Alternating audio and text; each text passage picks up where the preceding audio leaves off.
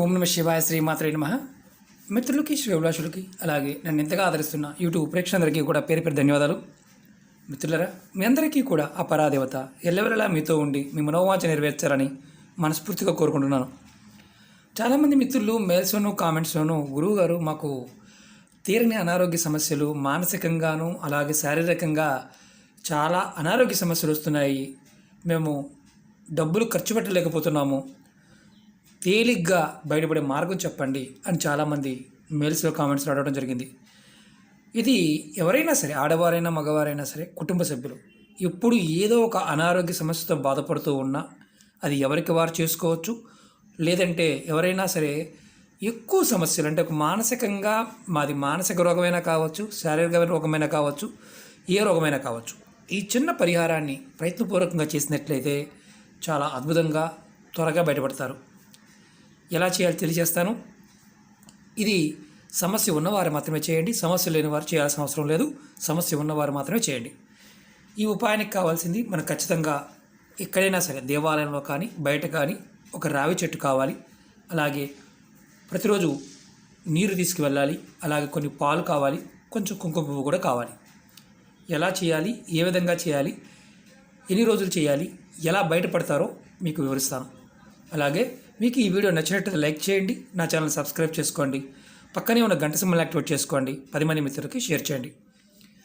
ఎవరికైతే జాతకంలో రాహువు, కేతువు, శని ప్రభావం అధికంగా ఉండి శారీరకమైన రోగాలు అంటే ఎటువంటి రోగమైనా సరే, అలాగే మానసికంగా అంటే కొంతమందికి మానసికంగా ఎప్పుడు ఏదో ఒక తీరని లోటుగా భావిస్తూ ఉంటారు, ఏదో సమస్యతో బాధపడుతున్నాము అని బాధపడుతూ ఉంటారు. వారైనా సరే వారి మీద అధికంగా కేతు ప్రభావం ఉందని అర్థం. ఈ చిన్న ఉపాయం చేయటం వల్ల మీరు ఖచ్చితంగా సమస్య నుంచి బయటపడతారు. ఆశ్చర్యంగా అనిపించవచ్చు. ఎటువంటి రోగమైనా సరే బయటపడడానికి మన పెద్దలు చెప్పిన అద్భుతమైన ఉపాయం. మీరు ఏ రోజు నుంచైనా మొదలు పెట్టవచ్చు. ఒక 21 రోజుల పాటు, అంటే కంటిన్యూగా 21 రోజుల పాటు ఈ పరిహారం చేయాలి. మీ దగ్గరలో దేవాలయంలో రావి చెట్టు, వేప చెట్టు కలిసి ఉన్న, రావి చెట్టు సింగిల్గా ఉన్న మీరు ఈ ఉపాయం చేయవచ్చు. ఎవరైతే సమస్యతో బాధపడుతున్నారో వారు ఉదయం 6 దగ్గర నుంచి సాయంత్రం 6 లోపు ఈ పరిహారం చేయవచ్చు. మీరు మీ ఇంటి దగ్గర నుంచి ఒక గ్లాసులో వాటర్ పట్టుకు వెళ్ళాలి. అలాగే కొంచెం పాలు, అలాగే కొద్దిగా మీరు ముందే కొనుక్కోండి.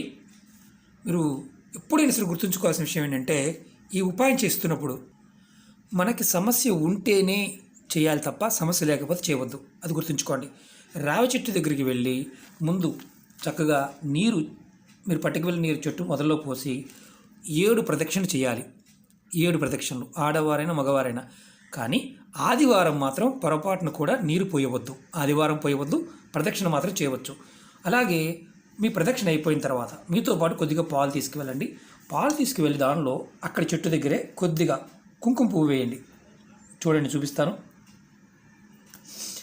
కుంకుమ పువ్వు, ఇలా కుంకుమ పువ్వు వేయండి. పాలు కలర్ మారుతాయి. కొద్దిగా, ఎక్కువ కూడా కాదు, కొద్దిగా పాలు. ఇలా కుంకుమ పువ్వు వేసి చెట్టు మొదలకి మీరు ఇలా మొదల్లో పోయండి. చెట్టు మొదల్లో పోయండి. చెట్టును అడ్డుకోవాల్సిన అవసరం లేదు, మొదల్లో పోయండి. ఇలా మీరు 21 రోజులు, అంటే ఈరోజు మొదలుపెట్టారనుకోండి, కంటిన్యూగా 21 రోజులు చేయాలి. దానిలో ఆదివారం మాత్రం నీరు పోయకూడదు, ప్రదక్షిణ మాత్రం చేయవచ్చు.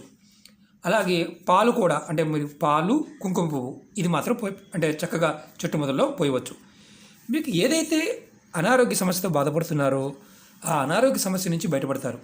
మీ జాతకంలో కేతు ప్రభావంతో ఇబ్బంది పడుతున్న మానసిక సమస్యలు, అలాగే శారీరక సమస్యలు, గుండెకి సంబంధించిన సమస్యలు ఏదైతే ఉంటాయో అవన్నిటిని కూడా మీరు బయటపడతారు. దీంతో పాటు మీరు ఈ 21 రోజులు మీకు వీలైతే నల్లని కుక్కలకి, అలాగే నల్లని కుక్కలకి లేదా నల్ల కుక్క దొరకకపోయినా కుక్కలకి పాలని ఆహారంగా పెట్టండి. పాలని వాడికి ఆహారంగా ఇవ్వండి. ప్రదక్షిణ చేసేవారు గుర్తుంచుకోవాల్సింది, బలంగా గుర్తుంచుకోవాల్సింది ఏంటంటే, కాళ్ళకి చెప్పులు లేకుండా తిరగాలి. చాలామంది చెప్పులు వేసుకుని తిరుగుతూ ఉంటారు. మీరు చెట్టు చుట్టూదా చెప్పులు లేకుండా తిరగాలి. కొంతమంది ప్రదక్షిణ అన్నాం కదా అని చెప్పులతో తిరిగేవారు ఉంటారు. కాబట్టి చెప్పులు లేకుండా ప్రదక్షిణ చేయండి. ఖచ్చితంగా మీకు గ్రహదోషాలు తొలగి మీ అనారోగ్య సమస్యల నుంచి బయటపడతారు.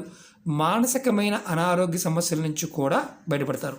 మీరు ఒకవేళ మీకు కుంకుమ పువ్వు దొరకలేదు, పాలు చేయలేరు, అలాంటప్పుడు కూడా మీరు ఈ 2 దొరకలేదు, ఇది మీకు చేసే ఓపిక లేదనుకోండి, మీతో పాటు నీరు తీసుకువెళ్ళండి, చెట్టు మొదల్లో పోయండి, పోసి చెట్టు చుట్టూతా 7 ప్రదక్షిణ చేయండి.